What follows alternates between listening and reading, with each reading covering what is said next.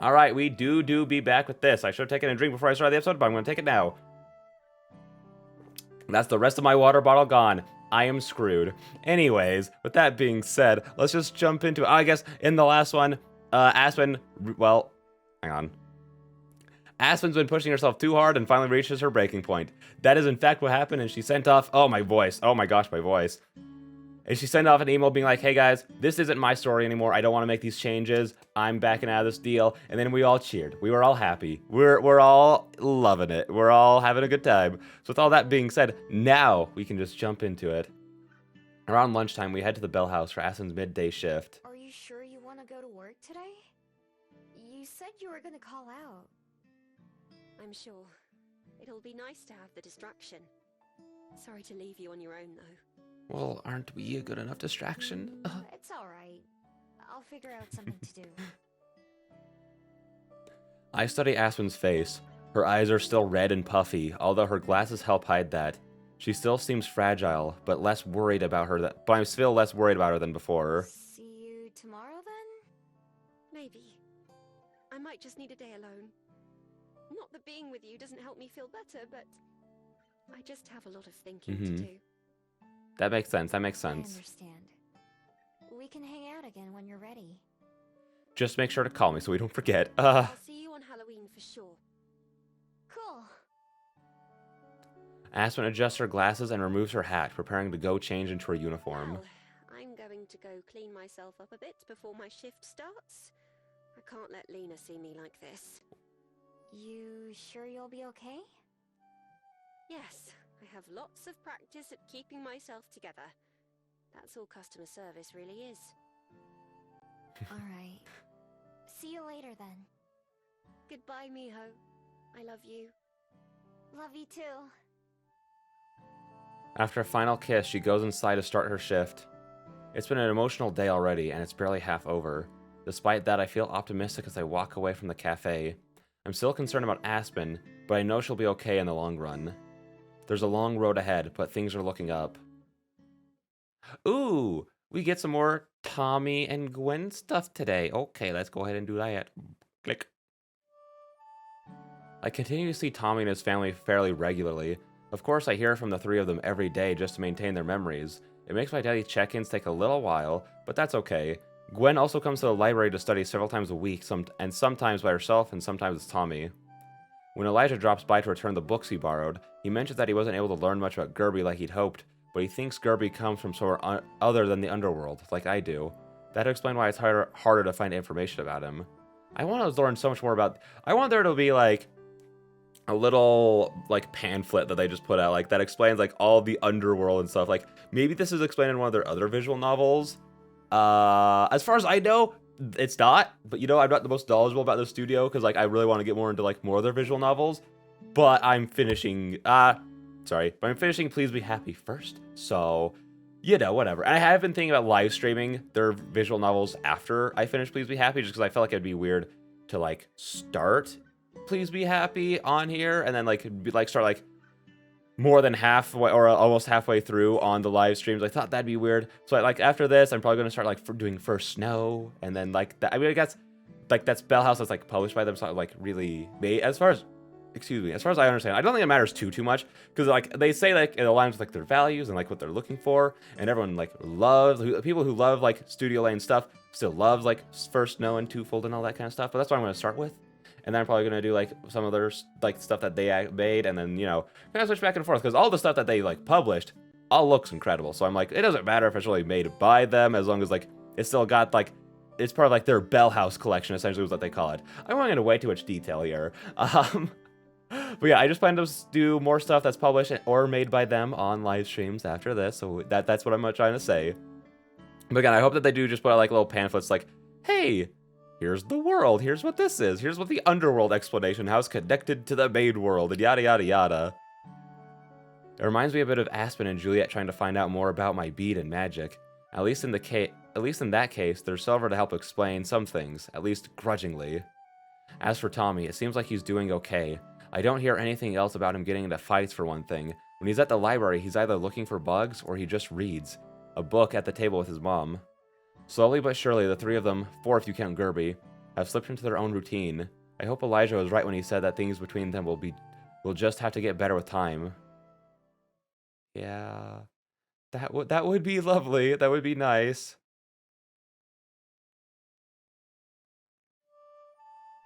After eating breakfast with just Juliet, I have to figure out how to spend a day without Aspen. Oh.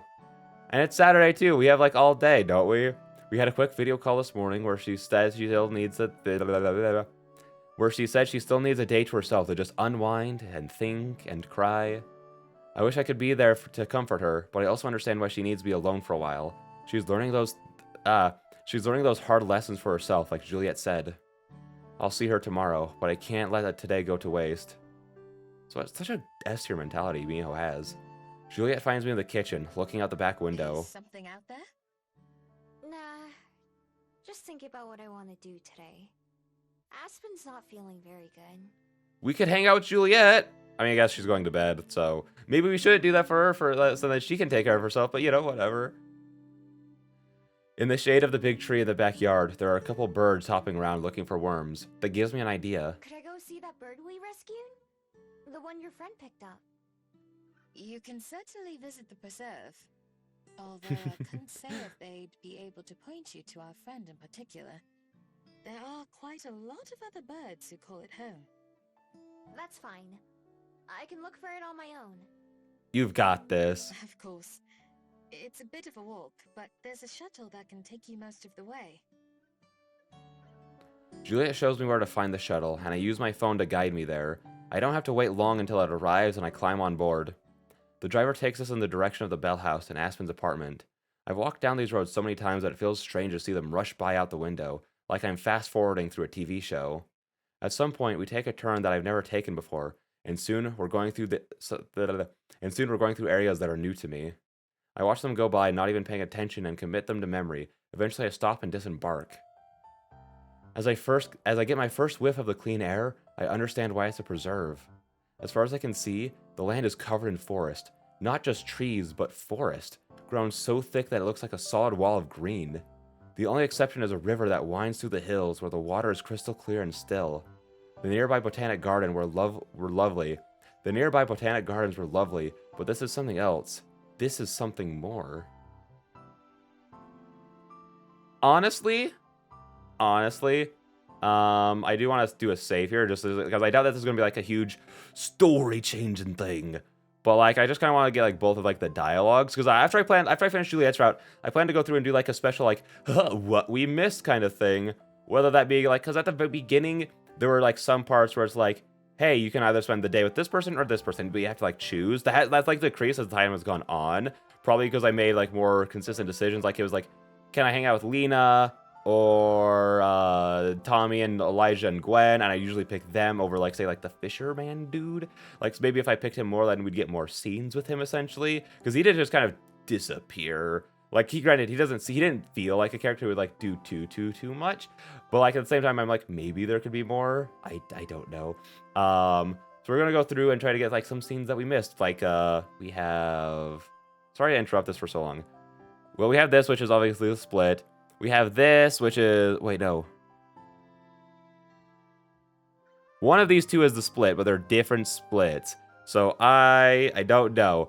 But regardless, we have one of these that this is the split route, which we're obviously going to do our own route. One of these is its own decision for new dialogue. Same thing here, and now here. Ha ha ha. So there's obviously going to be a lot more too. But honestly, I'm glad to have settled down. It reminds me of days in the wild, running free.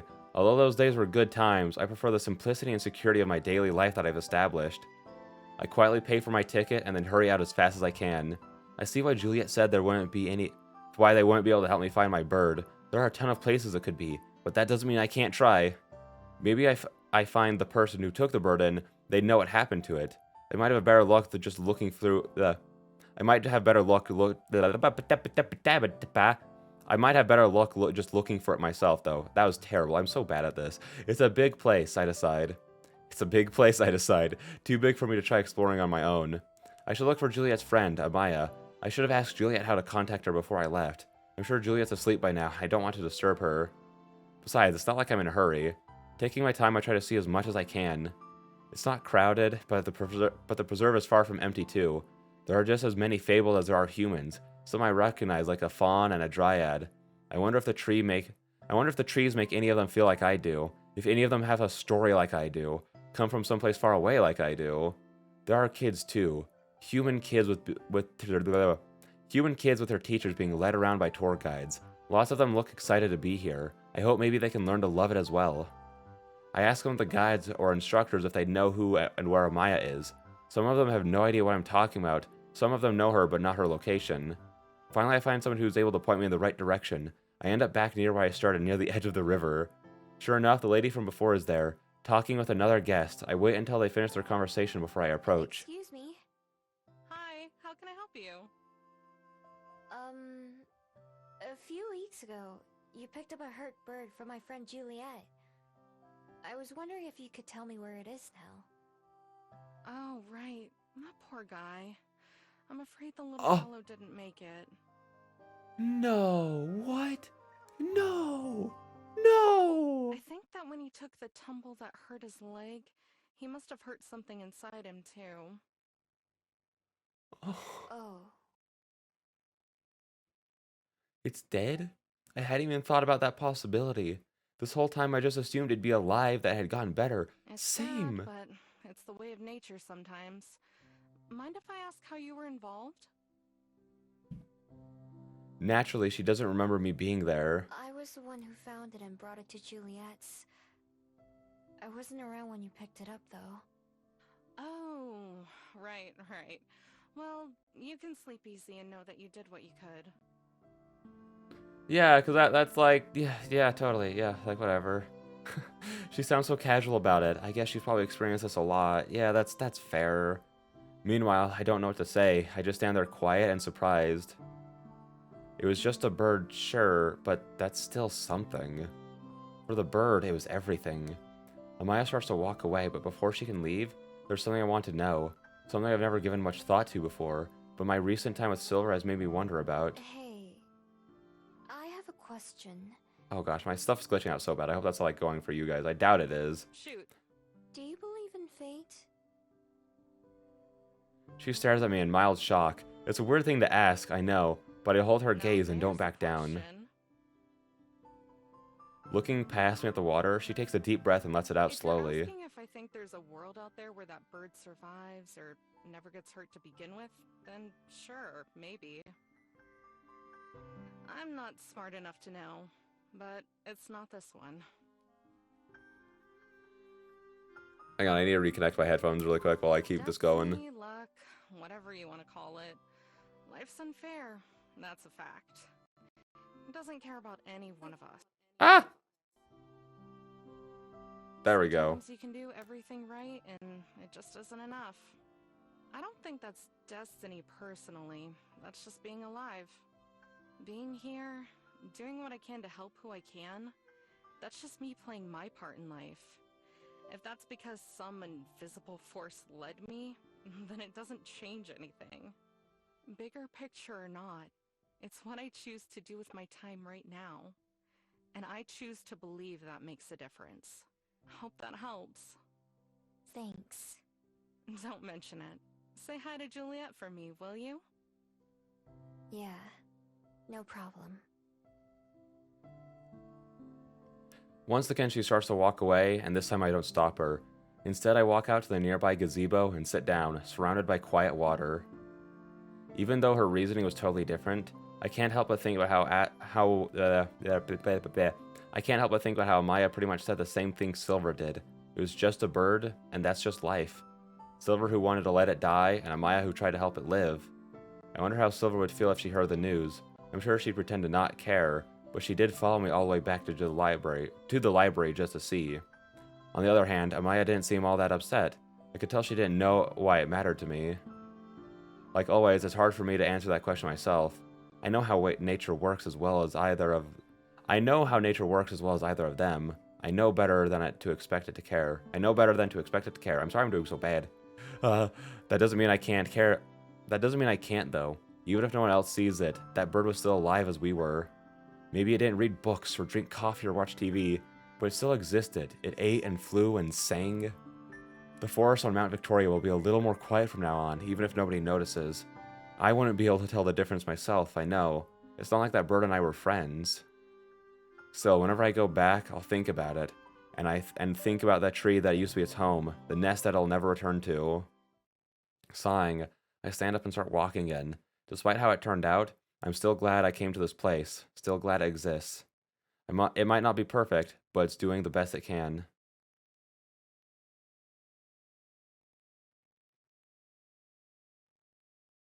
That was a good talk. I said that like oh yeah, that's just good. Like that was just like good, giving like more. I feel like this might just be me like over like projecting, but I feel like this story is a lot like about like trying to understand like not just like life, but like how other people like view it, what like their opinions on like it all of like living even is, that like that sort of stuff, and just like the different perspectives, like look comparing like Amaya and Silver, who had completely different like outlooks on it, like different on the situation, like let it die versus like trying their best to help it live, but then still kind of like feeling the same about it. Like in the end, like both are good. That's good. The end of October arrives with a brisk morning chill. I take my time waking up, enjoying the comfortable warmth of my bed like always. Outside my window, the leaves and branches shake with the breeze, but they can't reach me in here. From downstairs, the warm smell of coffee wafts up, promising me refreshment and energy. Something else drifts up too, something even better. The comfortable sound of Aspen and Juliet chatting in the dining room. How long has it been? Weeks? How long has it been? Weeks at least? The past few times that Aspen has been here for breakfast, she was been too preoccupied to really have a good time. But even from up here, I can hear the sound of her laughter like a bell. Smiling, I get myself up and ready for the day. I hope October will take our worries with it as well. I head downstairs and we go through the usual smiles and greetings, plus the usual chit chat as we eat. Eventually, we clear away our plates and just sit comfortably together like we used to. So, Miho, today will be your first holiday, correct? Yep.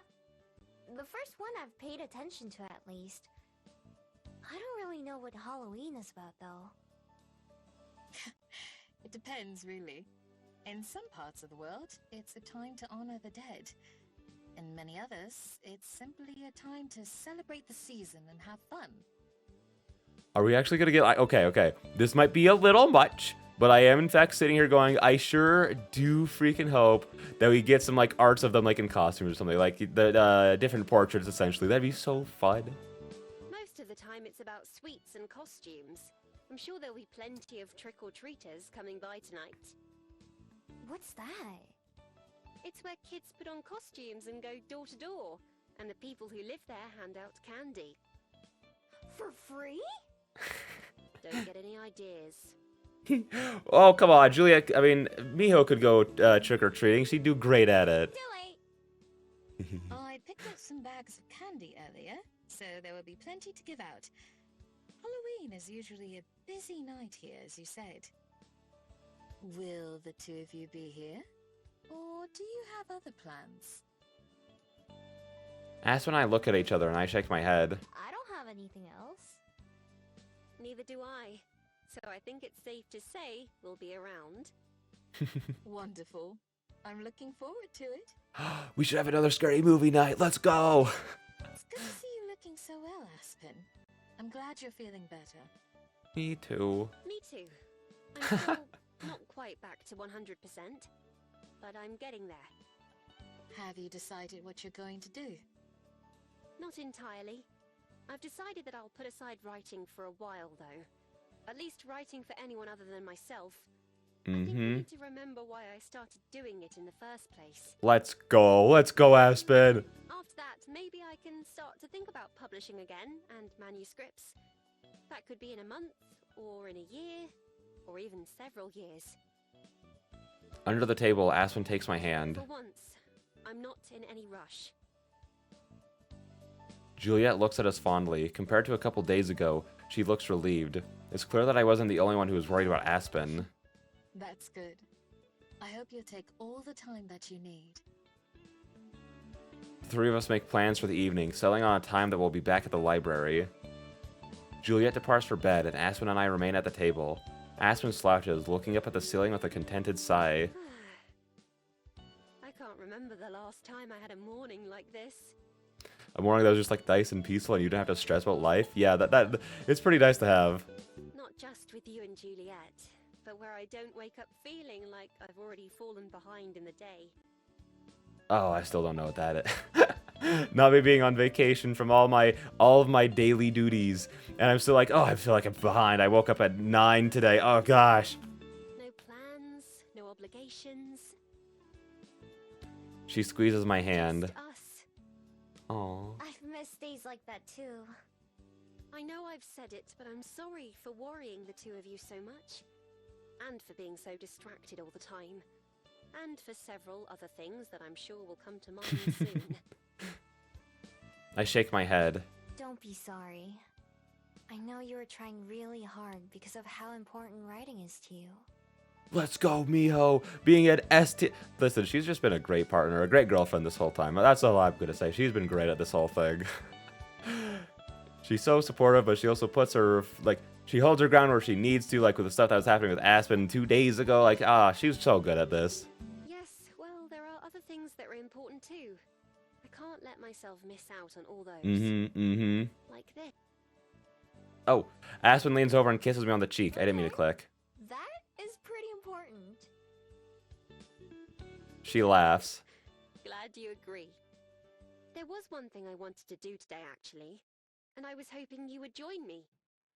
I'm gonna go hunt down that editor and murder him. Of course. What is it?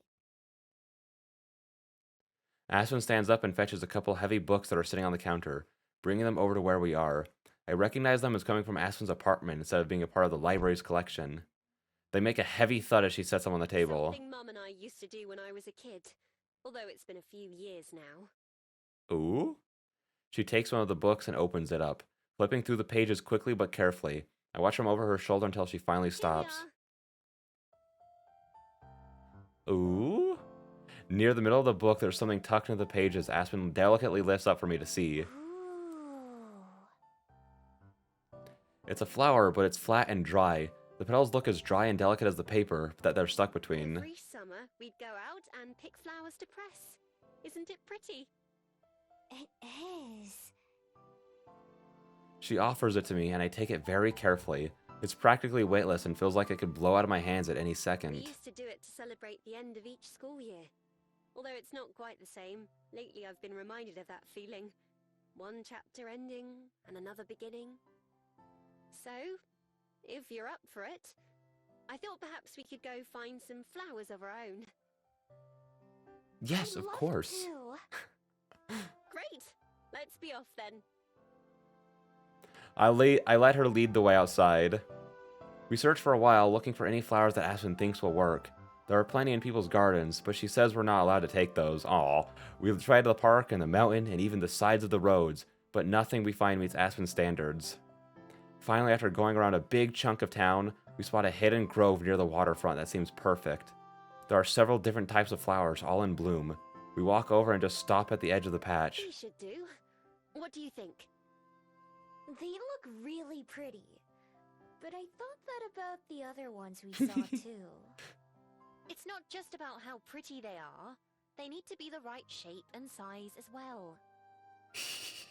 Aspen, Miho doesn't get it. Honestly, I don't get it either. I just see pretty flowers and go, ooh, this would look nice. These ones check all the boxes. Go ahead and choose some that look nice to you. Then you can snip off the tops with these. She hands me a pair of scissors. I don't know how to decide. They all look nice to me. It should be easy then. It's best if they're kind of flat, though. Remember to only take the top so that the rest of the plant can grow back. I watch her pick a couple so that I can make sure I'm doing it right. Aspen only chooses flowers that are in the middle of big patches instead of ones that are alone. After a bit, I wander off to select my own. Both of us move around carefully, making sure not to step on anything delicate. There are some that look like the ones Aspen already had in her book, which reminds me of the flowers that you can buy at the store. The sweet aroma isn't as strong as it would be if I were a fox, but it's still nice. There are others that I've never seen before, but catch my eye as I'm deciding. It's both kinds seem like they could both kinds seem like they should work, so I'm not sure which to choose.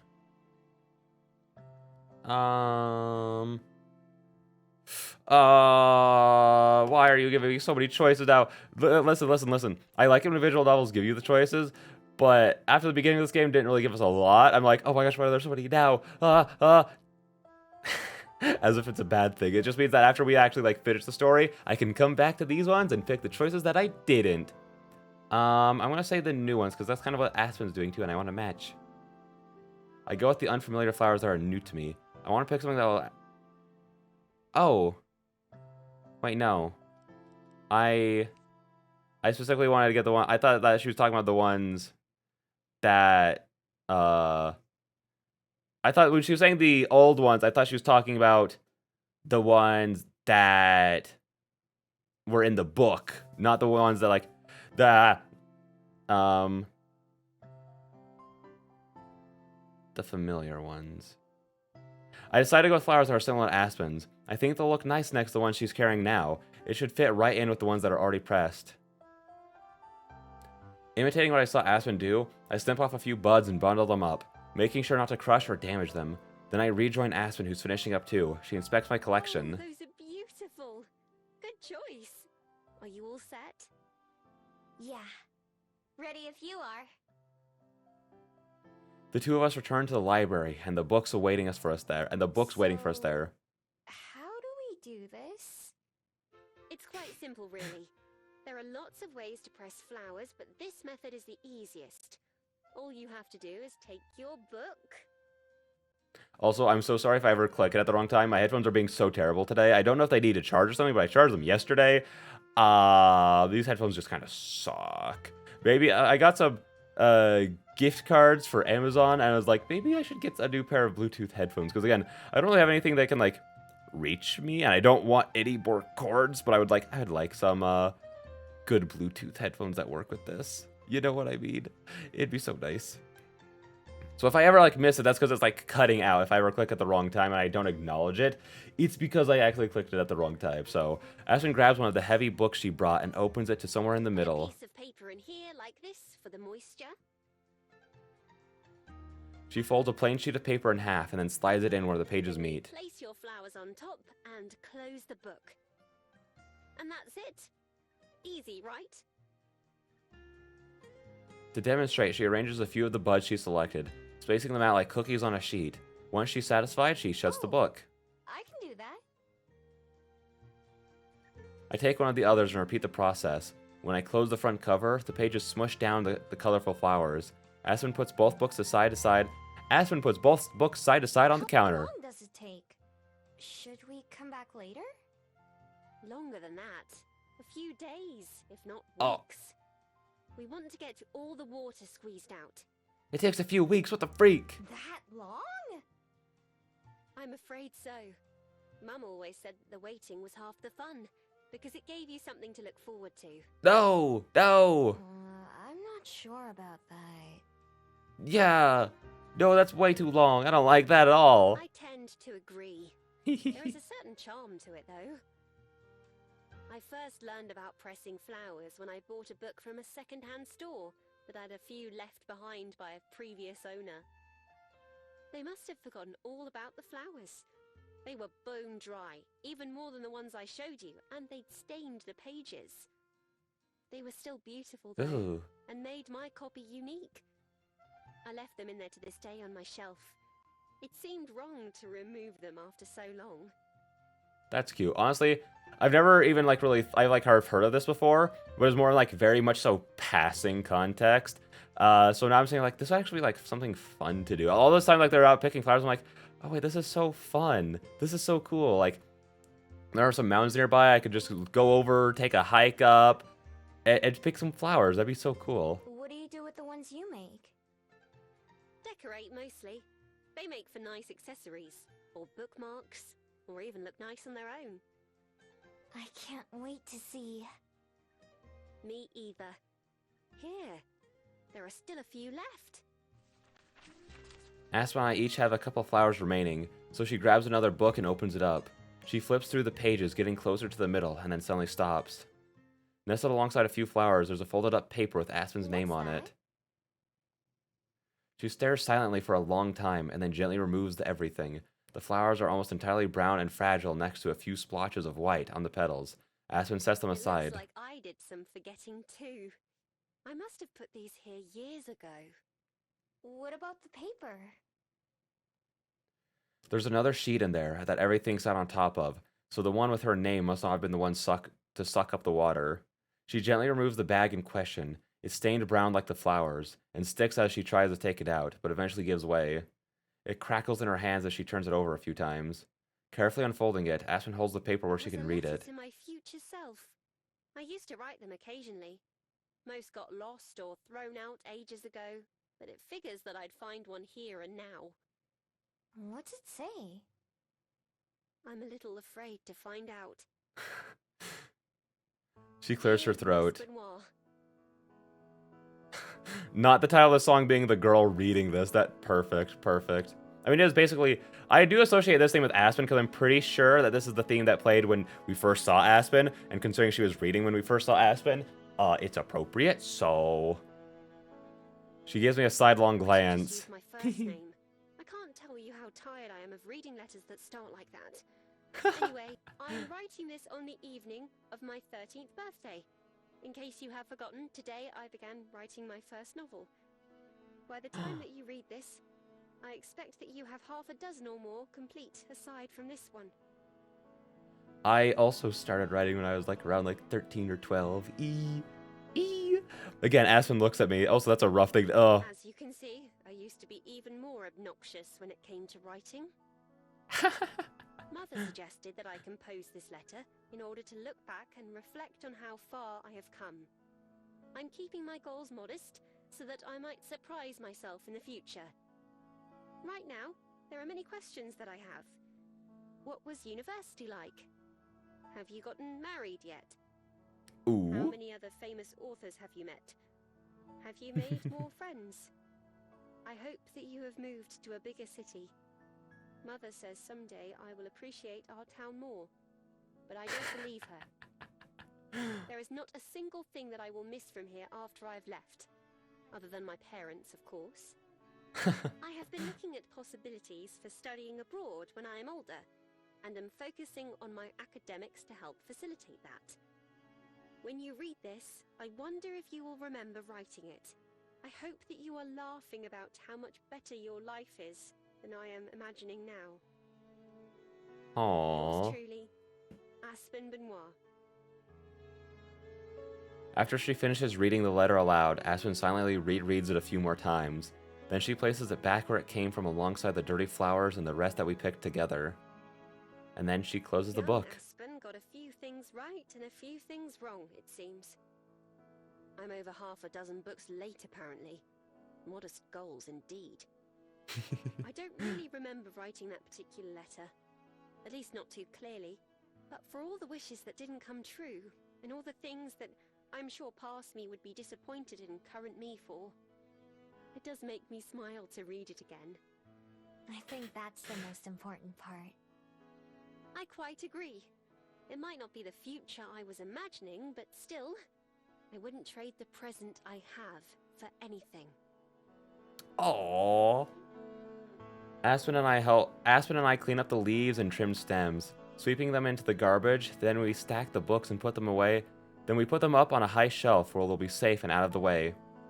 We both stare at them, full of memories and new and That's enough old. of the past for now. Come on, we have a whole day to enjoy. Aspen places a hand on my shoulder and kisses my cheek, and then leads me out of the kitchen.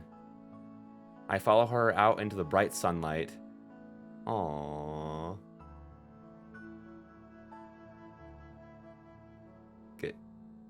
Game. Hello? Right behind you. Oh, it just wasn't working for some reason. I clicked 4 times. Oh, that was fun. That was a good one. I say as if I don't think all of these episodes are good ones. What the freak? Okay, and with that being said, that's a good place to end it for right now. And the next one will start up with more Halloween stuff. And honestly, this is my favorite stuff. The more I want to say slice of lifey stuff, I guess. Them just kind of going about their days, doing their stuff. How do I put this? It's like, I guess like everything they do is like relatable, I suppose. Oh, I don't know how to put it. I super don't know how to put what I'm trying to say. It's sort of like I am super interested in like all the underworld stuff, but I am like less interested in like the magic, I guess, than I am in like just them like doing like day-to-day things. Like Aspen worrying about her writing, them dealing with like the bird, like I don't know. I really like that part, which is weird because I've never been too into like slice of life stuff, but it really just does come down to like you liking the characters so much that even in like normal circumstances, it's like, well, I guess as normal as like being like the writer or finding a bird in need can be, I guess. But like that's the part that I enjoy the most. So I'm really excited for Halloween. I'm really excited to see what happens. And with that all being said, I'll see y'all in the next one. Bye bye.